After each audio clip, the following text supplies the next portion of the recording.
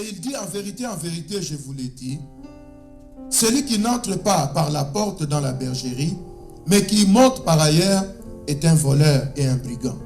Mais celui qui entre par la porte est le berger des brebis. Le portier lui ouvre et les brebis entendent sa voix. Il appelle par leur nom les brebis qui lui appartiennent et il les conduit dehors. Alléluia. Amen. La Bible dit, les brebis entendent sa voix. Ils ne fuient pas. Alléluia. Amen. Parce qu'ils reconnaissent que le Seigneur est leur berger. Alléluia. Quand je marche dans la vérité, quand je marche dans la sanctification, quand je marche dans la pureté, quand je marche dans la volonté de Dieu, la voix de l'Éternel ne me fait pas fuir. Alléluia. La voix de l'Éternel ne me fait pas mal. Alléluia. La voix de l'Éternel ne me stresse pas. La voix de l'Éternel ne me donne pas la dépression. Alléluia. Quand j'entends la voix de l'Éternel, j'ai besoin d'entendre ça davantage. Alléluia. Amen. Et dans le verset 5, la Bible dit, elles ne suivront point un étranger, mais elles fuiront loin de lui. Parce qu'elles ne connaissent pas la voix des étrangers. Tu vois, la Bible dit que quand je suis la brebis de l'Éternel, dis ça? Quand je suis la brebis de l'Éternel, je reconnais que Dieu, le Seigneur, le Christ, est mon berger. Je vais reconnaître sa voix. Alléluia. Je vais reconnaître sa voix. Je vais entendre sa voix. Et la Bible dit, il viendra, il me fera sortir. Alléluia. La Bible dit, il marchera devant moi. Verset 4. Et moi, je vais le suivre. Alléluia. Sur la relation que j'ai avec le Seigneur va faire que je vais supporter sa voix, que je vais aimer sa voix et que je vais suivre le Seigneur. Et la Bible dit dans le verset 5 que même si un étranger vient me parler, je ne pourrai pas le suivre. Pourquoi? Parce que je ne connais pas sa voix. Avant que je ne puisse le suivre, il faut qu'il me parle. Quand il me parle, si je ne comprends pas sa voix, je ne peux pas le suivre. Quelqu'un dit Amen. Amen. Alléluia. Voilà pourquoi, dans le livre de Genèse, à un moment donné, les hommes sont devenus orgueilleux. Qu'est-ce qu'ils avaient fait? La Bible dit, ils ont commencé à construire la tour de Babel. Et quand ils ont commencé à construire cette tour-là, la Bible dit, pour qu'ils arrêtent, Dieu a confondu leur langage. Chacun commençait à parler de sorte que l'autre ne comprenait pas. Alléluia. Tu vois pourquoi la construction de ce grand bâtiment s'est arrêtée? Parce que celui qui donnait l'ordre n'était plus compris. Alléluia. Celui qui donnait des ordres, on ne les comprenait plus. Alors il n'y a pas moyen d'avancer quand tu ne comprends pas les langages. Alléluia. Quand tu ne comprends pas les langages, il n'y a pas moyen d'agir. Quand tu ne comprends pas les langages, il n'y a pas moyen de suivre. Alléluia. Et quand le Seigneur parlait aux pharisiens, la Bible dit qu'il utilisait souvent des paraboles. Voilà pourquoi ces gens-là ne l'ont jamais compris. Ils n'ont jamais suivi le Seigneur. Parce que le langage de l'Éternel n'était pas révélé à eux. Alléluia. Amen. Les disciples les suivaient après pour dire, explique-nous ce que tu as dit. Mais les autres ne comprenaient pas. Qu'est-ce qu'il veut dire par là? Alléluia. Même ici, la Bible dit, il a donné cette parabole-là, mais il ne comprenait pas.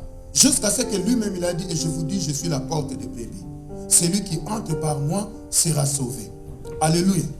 Mais dans le verset 5, la Bible dit, si un étranger me parle, je ne peux pas le suivre. Alléluia. Ça, c'est spirituellement que le Seigneur parle.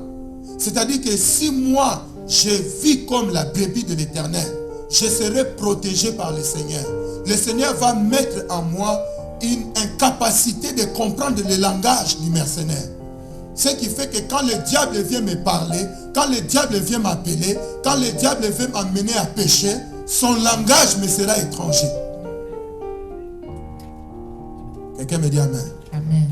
Alléluia. Amen. Je ne vais pas comprendre ce langage-là. Et comme je ne comprends pas ce langage-là, je ne peux pas agir. Je ne peux pas les suivre. Alléluia. Je ne peux pas les suivre. Quelqu'un dit Amen. Amen. Alléluia. C'est parce que je ne comprends pas les langages. Alléluia. Mais si je m'éloigne du Seigneur et si je viole le principe de Dieu, comme Adam et Ève dans le jardin, quand ils ont violé le principe, maintenant ils étaient exposés à la voix de l'ennemi. Et maintenant, la voix de l'Éternel était devenue étrangère pour eux. La voix de l'Éternel était devenue quelque chose qui les traumatisait. La voix de l'Éternel était devenue quelque chose qui les dérangeait. Alléluia. Amen. Tu sais, quand un homme veut commettre le mal, quand un homme veut commettre un péché, si tu viens lui donner la bonne voie, la première chose c'est que ça l'énerve.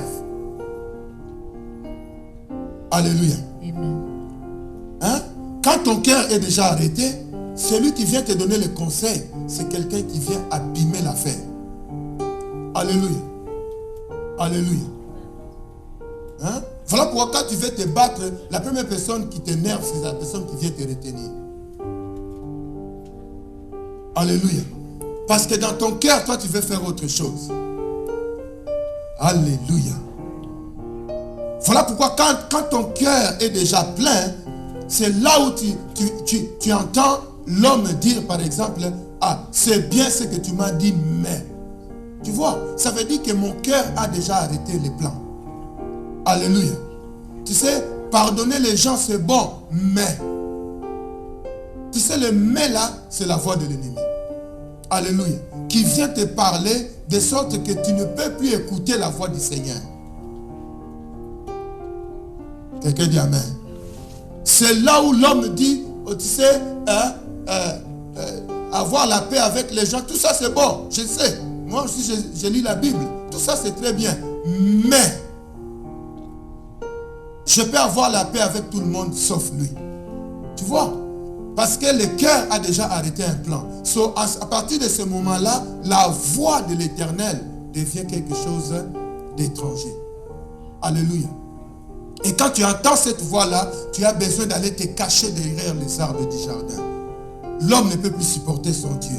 L'homme ne peut plus communier avec son Dieu. Maintenant, il veut avoir des arbres entre Dieu et lui. Alléluia. Alléluia. Alléluia. Sur la question que le Seigneur me pose ce soir, est-ce que sa voix me fait peur? Alléluia. La question que le Seigneur te pose ce soir, est-ce que la voix de l'Éternel te fait peur? Alléluia. La question que le Seigneur pose ce soir, c'est que est-ce que ce qui est en toi te met mal à l'aise quand le Seigneur vient te parler? Alléluia.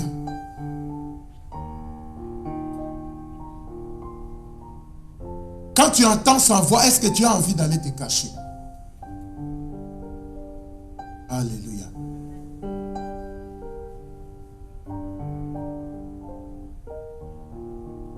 Le Seigneur va dire,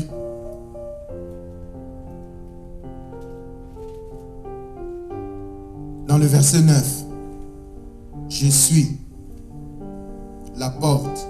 Si quelqu'un entre par moi, il sera sauvé. Il entrera et il sortira. Et il trouvera des pâturages. Alléluia. Entrez par Jésus. Acceptez le Seigneur. Suivre le Seigneur. Revenir vers le Seigneur. Même si tu l'as connu, tu l'as suivi. Mais si tu l'as abandonné, revenir vers lui. Parce qu'il est la porte. Alléluia.